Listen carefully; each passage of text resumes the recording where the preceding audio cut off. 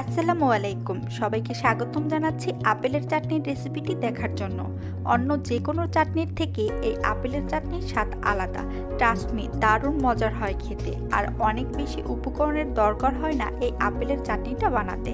চাটনিটা বানিয়ে সংরক্ষণ করতে পারবেন অনেক দিন পর্যন্ত। আশা করছি ভালো লাগবে সবার কাছে।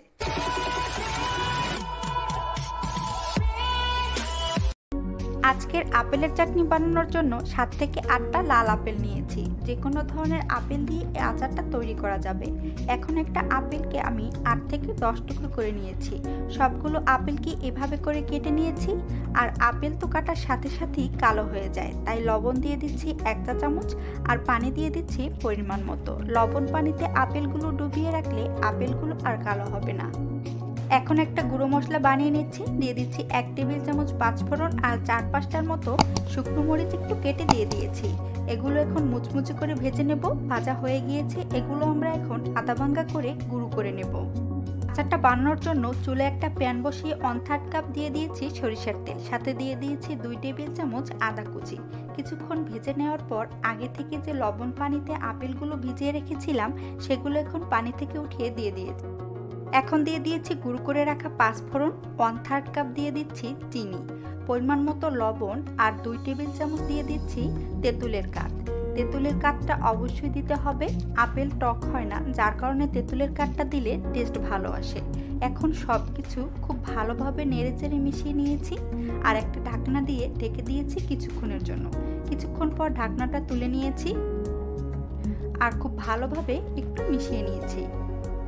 এখন দিয়ে দিচ্ছি 1 কাপ পরিমাণ পানি। এই পানিটাও শুকিয়ে যাবে আর আপেলগুলো সিদ্ধ হবে। এখন একটা ঢাকনা দিয়ে ঢেকে অল্প আঁচে জাল করে যাব আর মাঝে মাঝে 2-1 বার নেড়ে চেড়ে দেব। তাহলে আমাদের আপেলগুলো গলে যাবে আর চাটনিতে দারুণ একটা কালারও চলে আসবে।